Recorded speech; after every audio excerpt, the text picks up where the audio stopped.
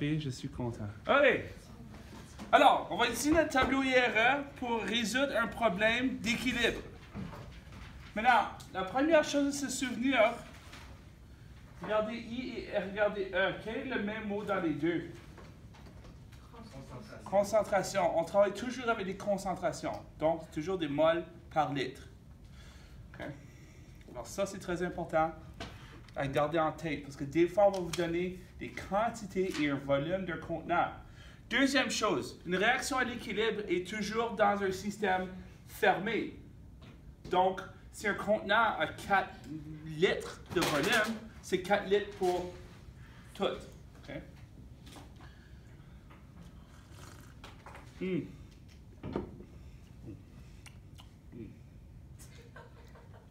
nice, very nice. Alors, on va aller à travers l'exercice typique, l'exercice exemple dans le problème type à la page 345 du manuel. Alors, je vais effacer mon tableau IRE.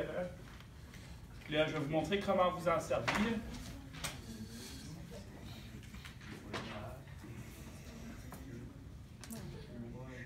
Okay. Alors là, vous allez voir, la réponse est dans le tableau, right? dans le livre. Mais on va aller à travers pour vous montrer comment procéder à travers de ce problème. Donc, le problème dit, on a la réaction suivante. H2, puis I2, puis ça donne 2HI. Tout gazeux, c'est une condition pour l'équilibre, mais on ne va pas l'écrire pour tout notre problème, mais c'est important à garder en tête.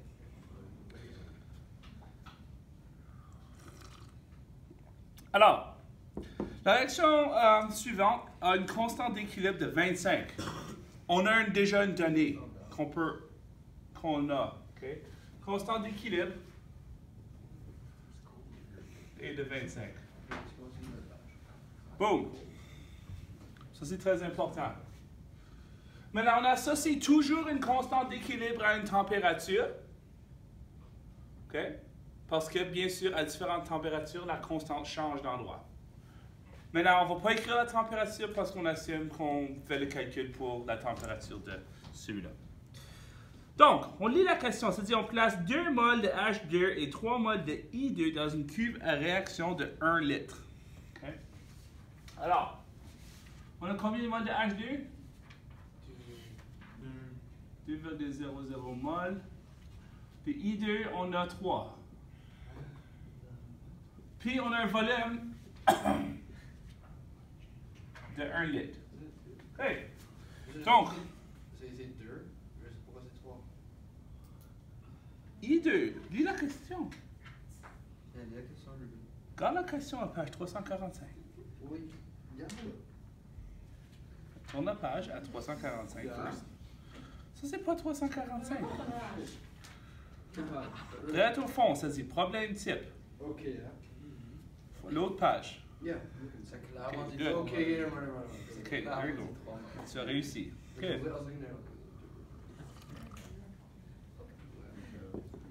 Ça demande quelle est la concentration à l'équilibre. Donc, on sait c'est quoi nos concentrations initiales. On a 2 moles, puis on a seulement 1 litre. Donc, si c'est 1 litre, on peut dire que c'est 2 moles par litre. Donc, on va juste tous les deux les transformer par litre parce qu'on sait qu'on a un volume de 1. Boum. On a nos concentrations initiales. Fantastique. On peut faire un tableau IRE. Okay? Donc, on va faire le tableau IRE. Initial, réaction, équilibre. Yoink. Yoink.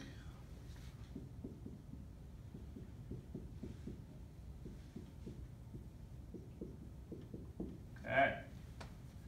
Comme ça, comme ça, comme ça. Là, regarde, je vais faire un beau tableau. Comme ça, et comme ça.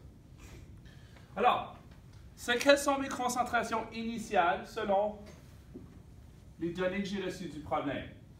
Ben, je sais que j'ai 2 moles par litre de H2 et je sais que j'ai 3 moles par litre de I2. Okay? Et je sais qu'initialement, est-ce que j'ai du 2HI?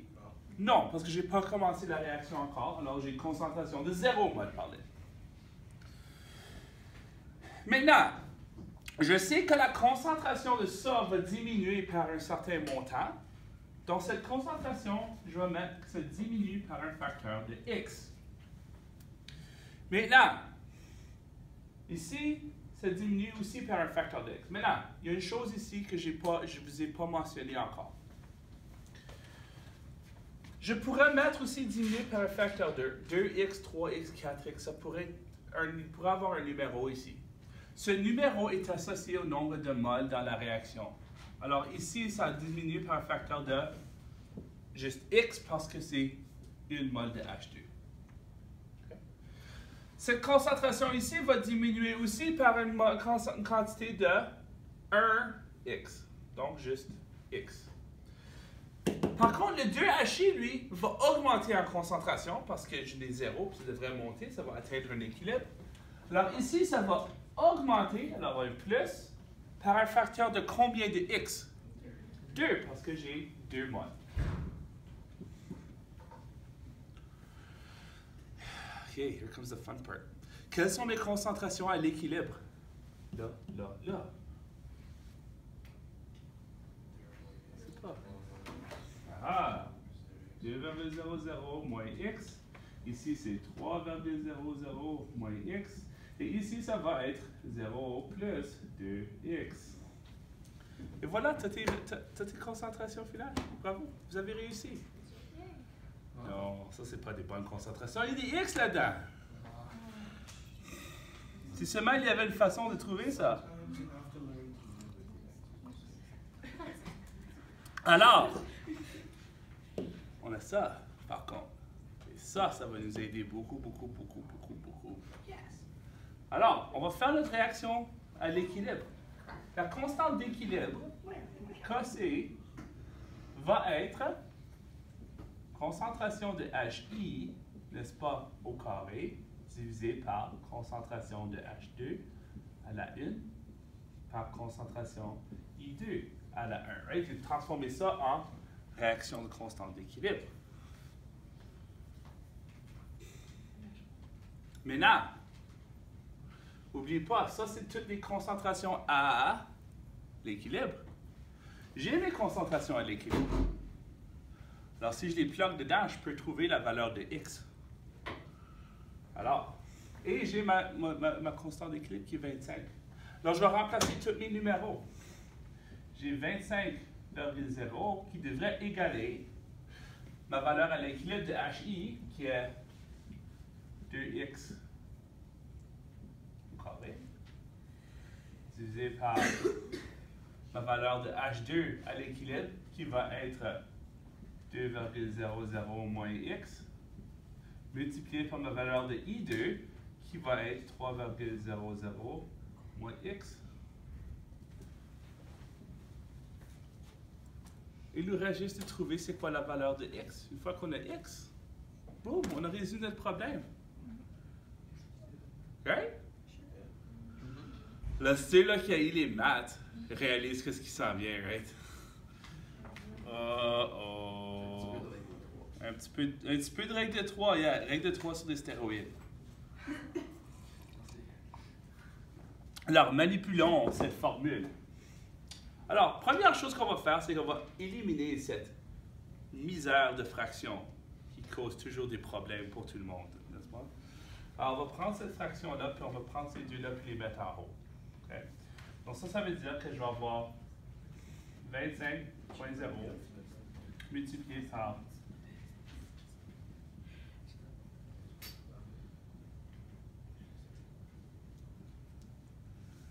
va égaler.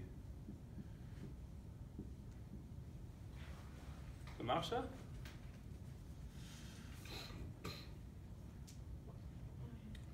Oh boy. Ah, tu sais quoi? Je pense qu'on va reculer. Avant de faire ça, bon, on pourrait faire ça de même aussi. It doesn't really matter. Whatever. OK, on va le garder de même. C'est pas grave. C'est pas grave, c'est OK. C'est OK.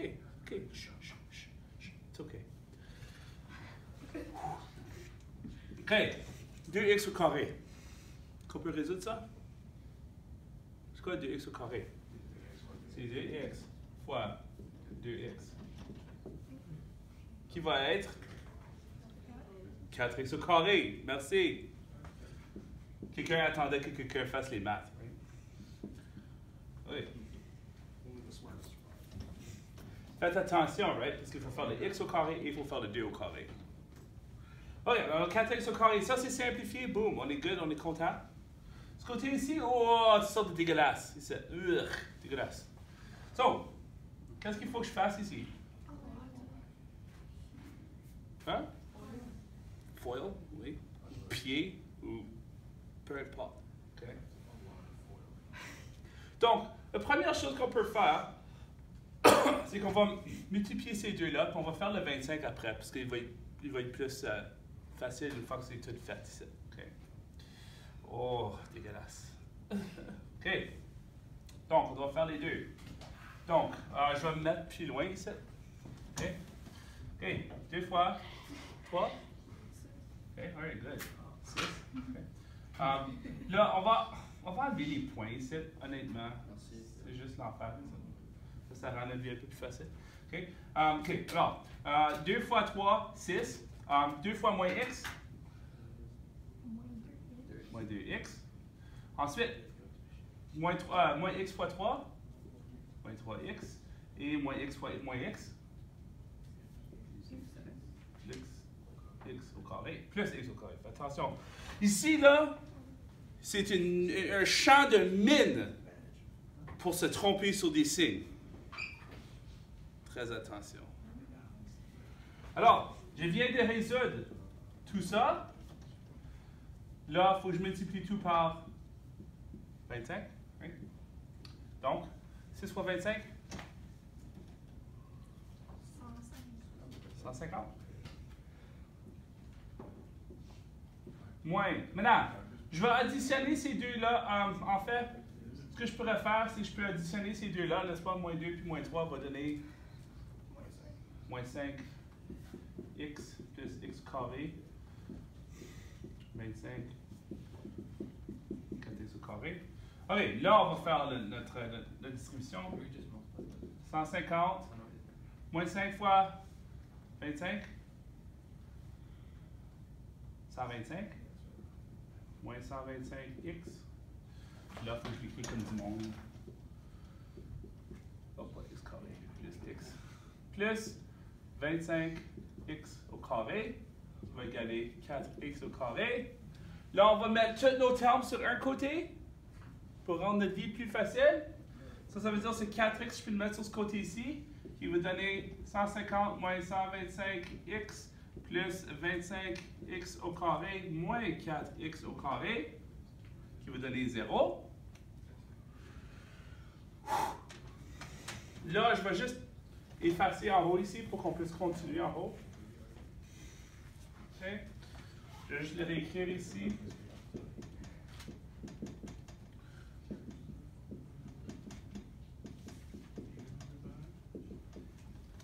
OK, so j'ai juste pris ça, je l'ai mis en haut. Normalement, vous n'effacez pas sur votre papier, vous prenez juste plus de papier. OK? Je continue. Là, je peux mettre ces deux termes-là ensemble parce qu'ils ont la même base ici. Donc, je vais avoir 150 moins 125x. Puis là, je vais avoir plus 21x carré qui va égaler 0. Là, ça a l'air un peu funny, un peu bizarre pour vous autres. Normalement, vous le voyez sous cette forme-ci.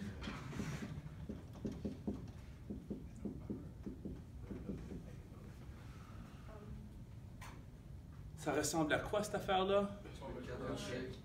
Formule quadratique. Excellent. Sortons la formule quadratique. C'est quoi? Non, mais juste, peux-tu me donner la formule? C'est moins b plus moins racine carrée b au carré moins 4 fois a fois c divisé par 2 fois a. Tout est divisé par. OK? Formule quadratique. Qui égale?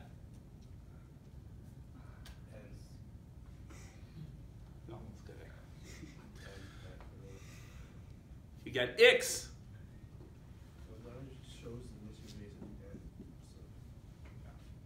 Oui, parce qu'on veut trouver x. OK.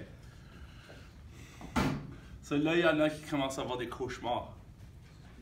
Bienvenue au cours de maths numéro 2 que vous suivez en même temps.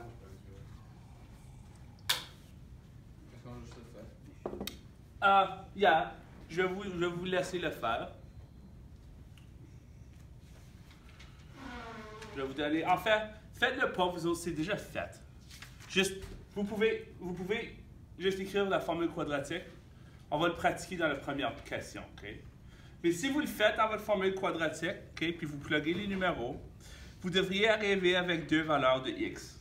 Vous allez avoir une valeur de x qui va être 4,3 et une autre valeur de x qui va être environ 1,7.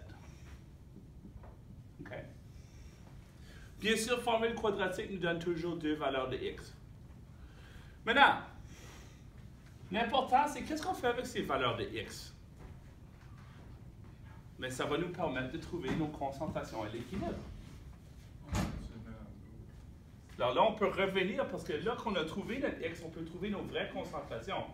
Maintenant, on sait que dans ces deux valeurs de x, est-ce que les deux valeurs de x peuvent fonctionner? Non. On va avoir besoin de choisir seulement une valeur. Et c'est là où il va falloir que vous utilisez votre jugement. Okay? La première chose que vous allez pouvoir faire, c'est si vous voyez une valeur de x qui est irrationnelle, ben bravo, on ne peut pas utiliser ça. Et si vous avez une valeur de x négative, ben ça c'est une autre bonne chose. OK? Tu ne peux pas prendre ça. Donc ça doit être une valeur positive. Maintenant, regardons à ces deux valeurs de x. Okay?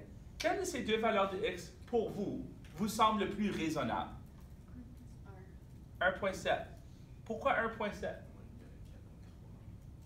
que 4.3 c'est trop gros.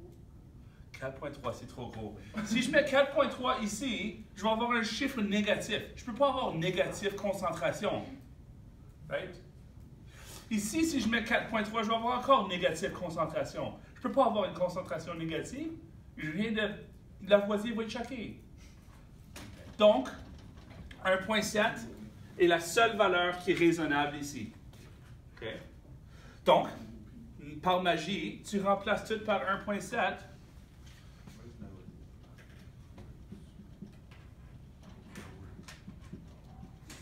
Et on peut trouver toutes nos concentrations à l'équilibre. Alors ici, 2 moins 1,7, 0,3. Okay. 3 moins 1,7, 1,3. Et ici, 2 fois 1,7, 2 fois 14. 2 fois 14, 3 fois 14. 3,4. Et voilà, ça c'est mes concentrations à l'équilibre. Ça marche? Mettons que vous avez fait tout ce travail, puis vous voulez absolument vérifier si votre réponse est bonne. Il y a une façon facile. Tu connais c'est quoi ta constante d'équilibre? Donc, si tu te souviens de notre formule, n'est-ce pas?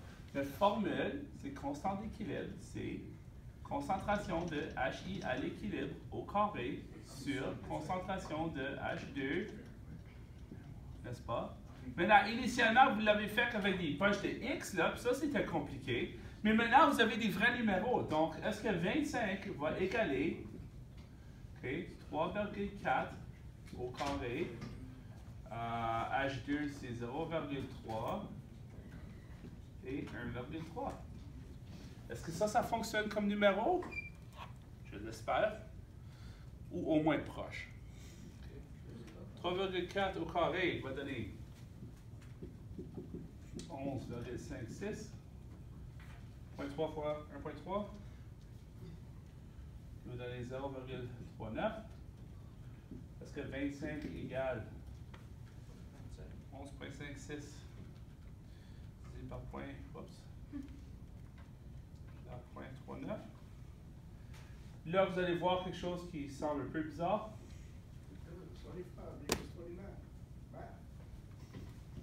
Maintenant, bienvenue à la science qui n'est pas aussi belle. C'est assez proche.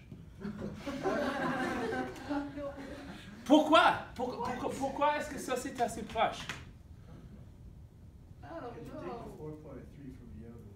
Parce qu'on travaille ici, à un moment donné, quand on va travailler, quand on regarde nos concentrations, ça c'est tous les numéros arrondis.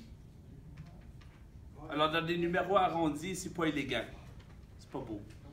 Mais ça, si on compare cette constante d'équilibre avec celle-là, tu ne verrais jamais la différence entre ces deux.